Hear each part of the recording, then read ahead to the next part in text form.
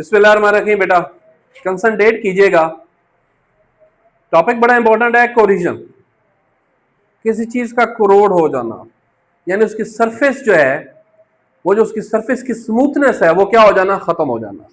Metals जो होती हैं वो स्मूथ सरफेस रखती हैं, उनमें मेटेलिक बॉन्ड पाया जाता है। तो कहता है कि ये ऐसा नेचुरल प्रोसेस है जो खुद ब खुद कैरी हो रहा है, जिसमें मेटल सफर होती है स्लो डिके का। स्लो डिके से मुराद क्या, आहिस्ता आहिस्ता उसकी सरफेस के एटम जो है ना वो क्या होते हैं, क्रोड होना शुरू होते हैं। पहले एक लेयर, फिर दूसरी, फिर तीसरी, फिर आहिस्ता आहिस्ता उसमें पोर्स बनते हैं, फिर होल क्रिएट होना शुरू हो जाते हैं। व्हेन कब करेगी, जब इंटरेक्ट करेगी किससे, विद इट्स एनवायरनमेंट। और उस एनवायरनमेंट में भी क्या होगा, जो रिच इन क्या होगी, वाटर वेपर्स, ऑक्सीजन और वाटर। जब ऑक्सीजन और वाटर होगा तो वो क्या करेगी, क्रोड करेगी।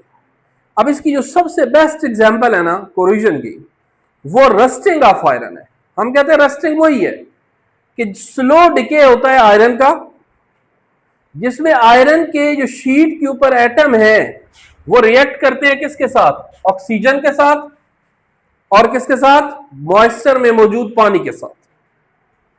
पहले किस में कन्वर्ट होते हैं, हाइड्रेटेड 3 आयन में, और हाइड्रोक्साइड आयन जो है वो क्या कर लेते हैं, फॉर्म कर लेते हैं। ये नीचे उस पूरा प्रोसेस बताया हुआ है कि कैसे ये बना, कि ये आयरन की एक शीट थी जिसका आयरन का एटम था, वो आयरन का एटम क्या हुआ, ऑक्सीडाइज हुआ, आयरन +2 में कन्वर्ट हुआ, इलेक्ट्रॉन रिलीज किए उसने। फिर यही आयरन जो इलेक्ट्रॉन रिलीज हुए थे, ये उस स्पेशल कंडीशन के अंदर ऑक्सीजन और वाटर वेपर्स ने रिएक्ट करके क्या बना दिए, हाइड्रोक्साइड आयन बना दिए। ये जो हाइड्रोक्साइड आयन है ये आयरन से रिएक्ट किए तो आयरन हाइड्रेटेड आयन या iron hydroxide ion. Simply you can say कि ये रस्ट की फॉर्मेशन है, यहां से रस्ट क्या हो गया, बनना शुरू हो गया है।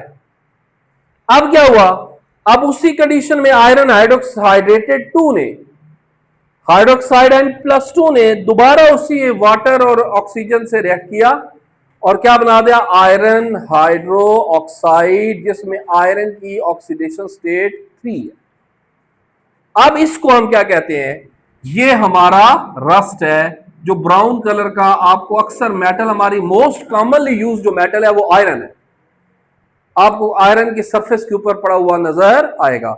अगर इसे इसका सदबाव ना किया जाए तो आपको फिर छोटे छोटे होल नजर आएंगे आयरन की शीट में कुछ अरसे के बाद, फिर वो होल बड़े होल्स में कन्वर्ट हो जाएंगे और यूं वो पूरी आयरन जो है वो क्या होगा, रस्ट फॉर्म में क्या हो जाएगा, कन्वर्ट हो जाएगा, यानी कि मुकम्मल तौर पे क्या हो जाएगा, डिके कर जाएगा। Thank you.